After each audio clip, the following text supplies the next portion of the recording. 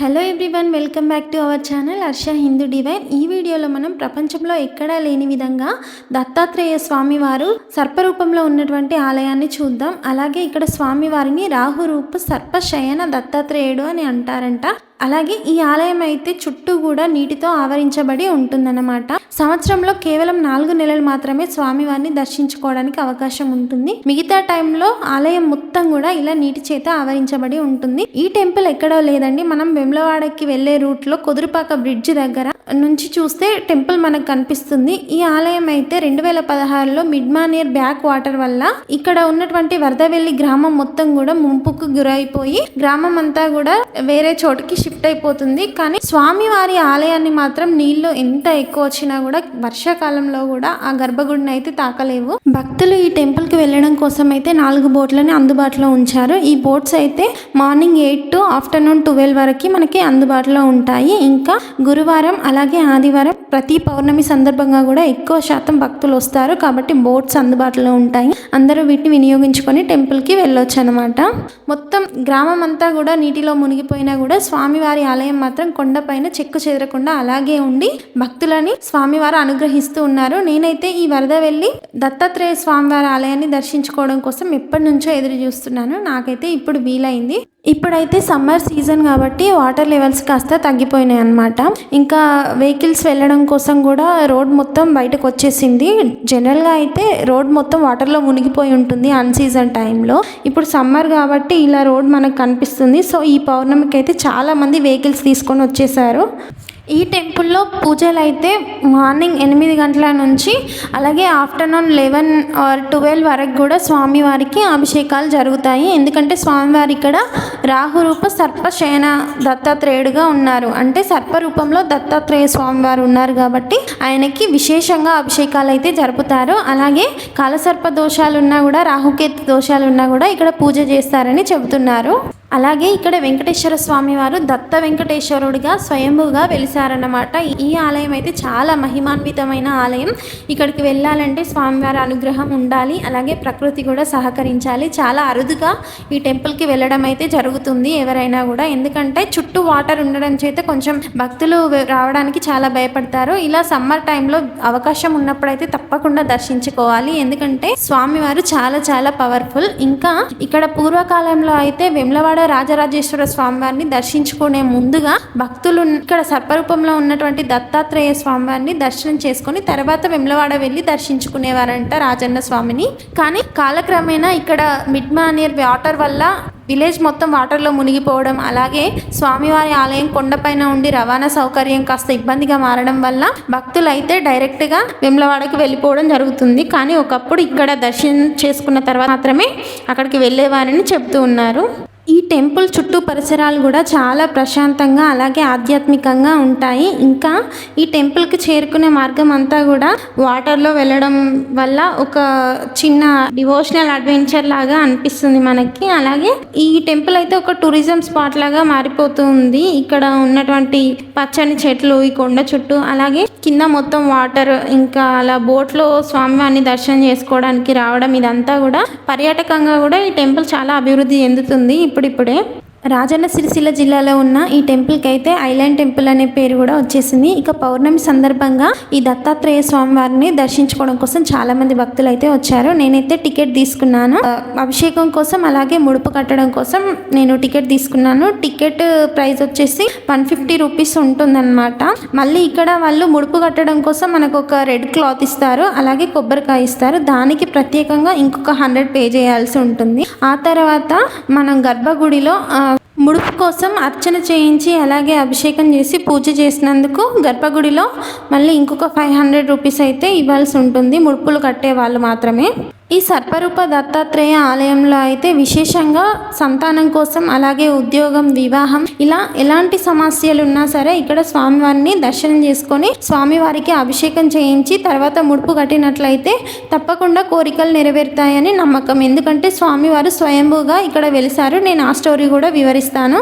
ఇక్కడ ఈ ప్రైజెస్ ఇవన్నీ డీటెయిల్స్ చెప్పడం ఎందుకోసం అంటే, నేను టెంపుల్కి వెళ్ళినప్పుడు కూడా చాలా మంది అదర్ డిస్ట్రిక్ట్స్ నుంచి, చాలా దూర ప్రాంతాల నుంచి వచ్చేసారు. ఎందుకంటే టెంపుల్ కేవలం 4 నెలలు మాత్రమే అందుబాటులో ఉంటుంది కనుక చాలా మంది ఎప్పుడు స్వామివారిని దర్శించుకునే అవకాశం దొరుకుతుందా అని ఎదురు చూస్తున్నారు. వాళ్ళకి డీటెయిల్స్ తెలియాలి కాబట్టి ఇవన్నీ చెప్పడం జరుగుతుంది. వీడియో చూస్తున్న వాళ్ళు ఎవరికైతే ఇన్ఫర్మేషన్ అవసరం ఉంటుందో వారికి షేర్ చేయండి. చూడండి, ఇలా నేను టికెట్ తీసుకున్నాను కదా, టికెట్ తీసుకున్న వాళ్ళందరికీ కూడా ముందుగా అయితే పంచామృతాలతో సర్పరూపంలో ఉన్నటువంటి దత్తాత్రేయ స్వామి వారికి అభిషేకాన్ని చేయిస్తారు. తర్వాత మన పేర్ల మీద అలాగే మన సంకల్పాన్ని చెప్పిన తర్వాత అర్చన చేస్తారన్నమాట.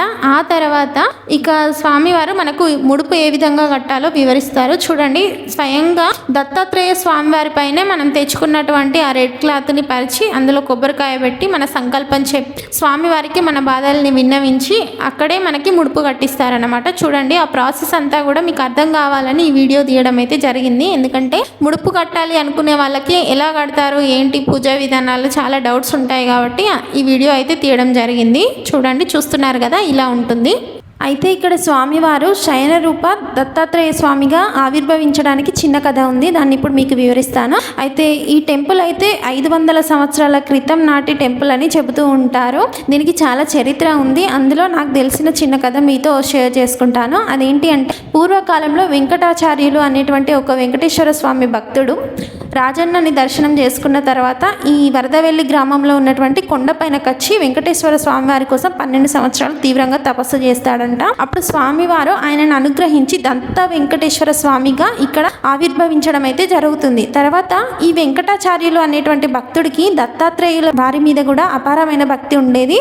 తర్వాత మళ్ళీ 28 సంవత్సరాలు దత్తాత్రేయుడి కోసం ఇక్కడ తపస్సు చేశారంట. అప్పుడు స్వామివారు ఈ భక్తుడి కోరిక మేరకే ఇక్కడ రాహురూప శయన దత్తాత్రేయుడిగా ఆవిర్భావం జరుగుతుందట. ఎందుకంటే అసలు ప్రపంచంలో రాహురూప శయన దత్తాత్రేయుడిగా దత్తాత్రేయ స్వామి వారి యొక్క విగ్రహం ఎక్కడా కూడా మనకు కనిపించదండి. ఇది ఈ ఆలయం యొక్క ప్రత్యేకమైన విశేషం అన్నమాట.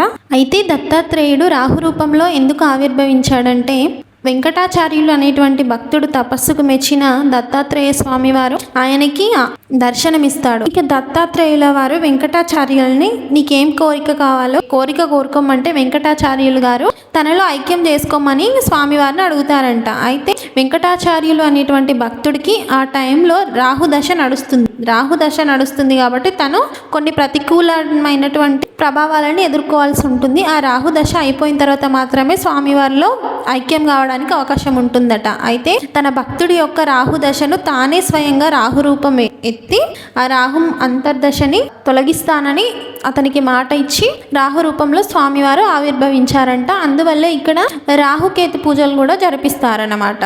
సో ఈ విధంగా రాహు రూప శయన దత్తాత్రేయ స్వామివారు ఇక్కడ ఆవిర్భవించారు. ఇదే ఈ టెంపుల్ యొక్క హిస్టరీ అన్నమాట. స్వయంగా స్వామివారే భక్తుడి యొక్క రాహు దశను తప్పించడం కోసం రాహురూప శయన దత్తాత్రేయుడిగా ఆవిర్భవించడం అనేది చాలా గొప్ప విషయం. అందువల్ల ఈ స్వామివారికి ఎంతో భక్తి శ్రద్ధలతో భక్తులు వచ్చి ముడుపులు అయితే కట్టుకుంటారు.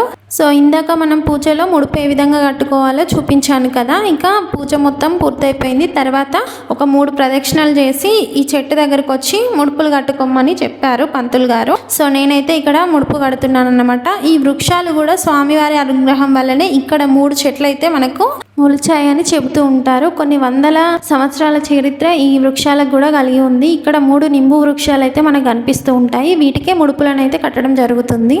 ఇన్ని ప్రత్యేకతలు కలిగినటువంటి ఈ దత్తాత్రేయ ఆలయాన్ని దర్శించడం అయితే నాకు చాలా సంతోషంగా అనిపించింది. నాతో పాటు ఇంకా చాలామంది కూడా ఇక్కడ ముడుపులను అయితే కట్టుకున్నారు. గురువారం, అందులో పౌర్ణిమ సందర్భంగా వచ్చిన గురువారం కాబట్టి భక్తులు ఎక్కువ సంఖ్యలో ఇక్కడికి వచ్చారు. ఇక్కడ ప్రతి గురువారం కూడా చాలా విశేషమైనటువంటి పూజలు జరుపుతాయంట. నేను ఎన్నో రోజుల నుంచి ఈ దత్తాత్రేయ స్వామివారి ఆలయానికి రావాలని ఎదురు చూస్తున్నాను. లక్కీగా పౌర్ణమి రోజు వచ్చినటువంటి గురువారం రావడానికి నాకు వీలైంది. సో ఐఎమ్ సో హ్యాపీ అన్నమాట. ఇక ఇక్కడ ముడుపు కట్టిన తర్వాత కొబ్బరికాయలు కొట్టేసి పక్కనే ఉన్నటువంటి దత్త వెంకటేశ్వర స్వామి వారి దగ్గరికి మనం ఇప్పుడు వెళ్దాం. ఇక్కడ నేను స్టోరీలో చెప్పాను కదా, రాహురూప శయన దత్తాత్రేయుడు ఈ టెంపుల్లో ఉంటారు. అలాగే దత్త వెంకటేశ్వర స్వామి కూడా వెంకటాచార్యులు అనే భక్తులకి దర్శనమిచ్చాడని చెప్పాను కదా. ఇది చూస్తున్న చిన్న సమీప ఆలయం ఉంది కదా, ఇందులోనేమో దత్త వెంకటేశ్వర స్వామి వారు ఉంటారు. అక్కడ మెయిన్ టెంపుల్లోనేమో రాహురూప శయన దత్తాత్రేయుడు ఉంటాడనమాట. అక్కడ పూజ అయిపోయిన తర్వాత నేను ఇక్కడ దత్త వెంకటేశ్వర స్వామి వారిని దర్శనం చేసుకోవడానికి వచ్చాను. ఇందులో ఉన్న విగ్రహం కూడా స్వయంభూగా వెలిసినటువంటి విగ్రహం అన్నమాట. ఈ టెంపుల్ అయితే చాలా చాలా పవర్ఫుల్. ఈ కొండపైన వెంకటాచార్యుల వారు తపస్సు చేయడం వల్ల ఈ ఆలయం చాలా శక్తివంతమైన ఆలయం అని పూజారులు చెప్తూ ఉన్నారు. ఇక్కడ అయితే నాకు చాలా చాలా చాలా బాగా అనిపించింది. ఎందుకంటే ఇందులో ఉన్నటువంటి పూజారి గారు అయితే చాలా అద్భుతంగా పూజ చేశారు. ఎంతో ఓపికతో మన మనోభిష్టాలని శ్రద్ధగా విని స్వామివారికి మన విన్నపాలని మన తరపున ఆయన వినిపించాడు. నాకు చాలా సంతోషంగా అనిపించింది ఇక్కడ పూజ జరుపుకోవడము. ఎంతో ఓపికగా శ్రద్ధగా ఆయన పూజ చేసి మమ్మల్ని చాలా సంతోషింపజేశాడు అన్నమాట. ఇంకా నా చేతే స్వామివారికి పూలమాల వేయించాడు. అది ఇంకా హ్యాపీగా అనిపించింది. సో మీరు కనుక ఎప్పుడైనా ఈ వేములవాడ ఆలయాన్ని చూడడానికి వచ్చినట్లయితే పక్కనే ఉన్నటువంటి దత్తాత్రేయుల స్వామివారి ఆలయాన్ని తప్పకుండా దర్శించండి. ఇది రాజన్న సిరిసిల్ల జిల్లా బోయినపల్లి మండలంలో వరదవెల్లి అనే గ్రామంలో ఉంటుంది. సో మీరు తప్పకుండా ఇక్కడికి రండి. వేములవాడ వెళ్ళేటప్పుడు మీరు బ్రిడ్జ్ పై నుంచి చూస్తే ఈ టెంపుల్ అయితే కనిపిస్తుంది. ఈ టెంపుల్ అయితే చాలా మహత్యాన్ని కలిగి ఉంది. చూడండి, ఇక్కడ పంతులు గారు అయితే నన్ను వేయమని చెప్పగానే నాకు చాలా హ్యాపీగా అనిపించింది. ఎందుకంటే చాలా క్రౌడ్ ఉన్నదన్నమాట. అందులోకి వెళ్ళడానికి చాలా టైం తీసుకుంటుంది. అయినప్పటికీ తను చాలా ప్రత్యేకమైన పూజలు చేసి అలా మమ్మల్ని అనుగ్రహింపజేశాడు. ఇక్కడ ఉన్నటువంటి దత్త వెంకటేశ్వర స్వామి వారు కూడా ప్రపంచంలో ఎక్కడా లేడనమాట. వెంకటేశ్వర స్వామి దత్త రూపంలో ఎక్కడా ఉండరు. కావాలంటే మీరు సెర్చ్ చేయండి. ఇలాంటి చాలా ప్రత్యేకతలను కలిగి ఈ ఆలయం అయితే ఉంది. ఇప్పుడిప్పుడే ఆలయం మరికొంత అభివృద్ధి చెందుతూ ఉంది భక్తుల వల్ల, అలాగే కొన్ని డొనేషన్స్ వల్ల. సో మీరు కూడా ఎప్పుడైనా ఆలయానికి వెళ్ళినట్లయితే చేతనైనంత డొనేషన్ చేసి వచ్చేసేయండి. సో నేనైతే రాహురూప శయన దత్తాత్రేయ స్వామి వారిని అలాగే దత్త వెంకటేశ్వర స్వామి వారిని ఇద్దరిని కూడా దర్శనం చేసుకొని నా పూజ కంప్లీట్ చేసుకున్నాను. ఇక ఇదైతే గిరి ప్రదక్షిణ మార్గం అన్నమాట. అంటే నేను టెంపుల్కి వెళ్ళిన రోజు పౌర్ణమి అని చెప్పాను కదా, పౌర్ణమి సందర్భంగా ఇక్కడ గిరి ప్రదక్షిణ చేశారు. అండ్ అలాగే వాటర్ లెవెల్స్ కూడా తక్కువగా ఉండడం వల్ల చాలామంది భక్తులు కూడా ఈ గిరి ప్రదక్షిణలో పాల్గొన్నారనమాట. ఇలా ఈ కొండపై నుంచి చూస్తే వేములవాడ రూట్లో వెళ్ళేటువంటి బ్రిడ్జ్ కనిపిస్తుంది. అలాగే ఇక్కడ దత్తాత్రేయ స్వామివారు మెయిన్ టెంపుల్కి వెనకాల ఇక్కడ ఒక రావి చెట్టు కింద ఈ విధంగా ఉంటుందన్నమాట. ఇక్కడ కూర్చొని కూడా చాలామంది మెడిటేషన్ చేసుకుంటారు. అలాగే స్వామివారి యొక్క శ్లోకాలను చదువుకోవడం అయితే జరుగుతుంది. ఇక్కడ చాలా ప్రశాంతంగా ఉంటుంది. ఇక్కడ సాయిబాబా వారు అలాగే దత్తాత్రేయుల వారు టెంపుల్కి వెనకాల ఒక రావి చెట్టు కింద ఈ విధంగా ఉంటుంది. అక్కడ దర్శనం అయిపోయిన తర్వాత మళ్ళీ ఇక్కడికి వచ్చి శ్లోకాలు చదువుకోవడం కానీ ధ్యానం చేసుకోవడం కానీ ఇక్కడ చేస్తారన్నమాట. చూడండి ఎలా ఉందో, చాలా బాగుంది. ఇక్కడ కూడా పీస్ఫుల్గా. ఇక దర్శనం అంతా కంప్లీట్ అయిపోయిన తర్వాత ఇదంతా కూడా టెంపుల్ ప్రిమిసెస్ ఈ విధంగా ఉంటుంది. చాలా ప్రశాంతమైన వాతావరణం, అలాగే చాలా స్పేషియస్గా ఉంది. అయితే ఈ ఆలయానికి ఉన్న ఇంకొక ప్రత్యేకత ఏంటి అంటే ఇక్కడ స్వామివారిని కోరికలు కోరుకున్న తర్వాత అవి నెరవేరినట్లయితే కొంతమంది వాళ్ళ ఇష్టపూర్వకంగా ఇక్కడ సత్యదత్త వ్రతాలను కూడా జరిపిస్తూ ఉంటారండి. నేను వెళ్ళినప్పుడు ఈ విధంగా చాలా మంది వ్రతాలను కూడా చేస్తున్నారు. చూడండి ఎలా ఉందో. దత్తాత్రేయుల వారి వ్రతాలు కూడా ఇక్కడ జరుపుతారు. ఇక టెంపుల్కి సంబంధించిన ఇన్ఫర్మేషన్ అంతా కూడా ఇచ్చాను. అలాగే నా పూజ కూడా పూర్తయిపోయింది. ఇక నేను తిరిగి వెళ్తున్నాను అనమాట. చూడండి, నా పూజ అయిపోయేసరికల్లా ఎంత మంది భక్తులు అయితే వచ్చారు, చాలా మంది వచ్చారు. ఎందుకంటే సమ్మర్ సీజన్ లో ఇలా రహదారి బయటకు రావడం అనేది చాలా అరుదుగా జరుగుతుంది. ఎందుకంటే ఎప్పుడు కానీ చుట్టూ వాటరే ఉంటాయి. ఈసారి రహదారి అంతా కూడా వాటర్ లో నుంచి కాస్త విజిబుల్ గా బయటకు వచ్చింది కాబట్టి వెహికల్స్ తీసుకొని చాలా మంది భక్తులు అయితే వచ్చారు. మీకు వీలున్నప్పుడు మీరు కూడా చూడండి, చాలా ఆహ్లాదకరంగా ఉంటుంది ఇక్కడ వాతావరణం అంతా కూడా. చూడండి, ఇక్కడ నేను వరదవెల్లి గ్రామం అని చెప్పాను కదా, ముంపుకు గురైంది. గ్రామం ఒకప్పుడు చుట్టూ ఇల్లు పిల్ల పాపలతో చాలా బాగుండేది. ఆ గ్రామం మధ్యలో కొండపైన స్వామివారు ఉండేవారు. కానీ ఈ బ్యాక్ వాటర్ వల్ల ఈ ఇల్లులన్నీ కూడా ఖాళీ చేయాల్సి వచ్చింది. చూడండి ఏ విధంగా ఉందో ఇక్కడ పరిసరాలన్నీ కూడా చూస్తున్నారు కదా. ఇప్పుడు వాటర్ లెవెల్స్ కాస్త తగ్గడం చేత ఇలా కొద్దిగా కనిపిస్తుంది, లేదు అంటే చాలా ఉంటాయి అన్నమాట. చాలా మంచిగా అనిపించింది నాకైతే. ఇక్కడ నుంచి చూస్తే నాంపల్లి గుట్ట కూడా మనకు కనిపిస్తుంది. చూడండి, ఆ కొండ అయితే నాంపల్లి లక్ష్మీ నరసింహస్వామి అన్నమాట. ఇదేమో మనం వాటర్ ఉన్నప్పుడు బోటింగ్ ఇక్కడ నుంచే ఎక్కాల్సి ఉంటుందన్నమాట. చూడండి, ఇప్పుడు వాటర్ తగ్గిపోవడం వల్ల అది ఇట్లా నేలపైన మనకు కనిపిస్తుంది. లేదు అంటే ఇవన్నీ మాత్రం వాటర్ అన్నమాట. చూడండి, ఇక్కడ ఒక పురాతన ఆలయం ఉంది. ఇది ఏం టెంపుల్ అయి ఉంటుందా అని చెప్పేసి నేను అక్కడికి వెళ్ళాను. మట్టి అయితే మొత్తం ఎడారిలాగానే ఉంది. అక్కడ కింద వాటర్ అన్ని ఇంకిపోవడం వల్ల నేల మొత్తం ఇలా అయిపోయింది. చూడండి, ఇందులో ఏదో దేవుడు ఉన్నారు, అదేంటో నాకు అర్థం కాలేదు. ఇక్కడనేమో శివ పార్వతులు అనుకుంటా, శివ పార్వతులు ఉన్నారు. ఇంకా ఇటువైపు ఏమో కాళికామాత విగ్రహం ఉంది ఆ టెంపుల్ పైన. అదేమో పాము. నేను అనుకున్నా ఫస్ట్ ఇది ఏదైనా ఎల్లమ్మ గుడేమో అనుకున్నా, కానీ మళ్ళీ కాళికామాత కనిపించింది. ఇంకా దగ్గర దాకా అయితే వెళ్ళలేదు, కొంచెం దూరం నుంచి చూసాను. నాకు అసలు ఏం టెంపుల్లో అర్థం కాలేదు. టెంపుల్ పైన అన్ని పాములు ఉన్నాయి, అలాగే కాళికామాత విగ్రహం కూడా ఉంది. ఇంకా అటువైపు ఏమో శివ పార్వతుల్లాగా కనిపించారు, ఏంటో అస్సలు అర్థం కాలేదు. సో ఇక అక్కడ నుంచి ఫుల్ ఎండ కొడుతుందని చెప్పేసి మళ్ళీ రిటర్న్ వచ్చేసాను అన్నమాట. చూడండి ఎంత ఎండ ఉందో. వాటర్ అయితే కంప్లీట్గా ఇంకిపోయాయి, చూడడానికి ఇలా ఉంది. ఇక ఈ ఆలయంలో ప్రతి గురువారం పౌర్ణమి రోజు అన్నదాన కార్యక్రమం జరుగుతుంది. చూడండి ఏర్పాట్లు. నేనైతే స్వామివారిని ఎంత ఇష్టంగా దర్శనం చేసుకున్నానో అంతే ఇష్టంగా శ్రద్ధగా నేను ఈ టెంపుల్ హిస్టరీ కూడా మీకు వివరించాను. ఇక్కడ నా ఎక్స్ప్లెనేషన్ నచ్చినట్లయితే ఛానల్ని సబ్స్క్రైబ్ చేసుకోండి, లైక్ చేయండి, మీ ఒపీనియన్ కామెంట్ చేయండి.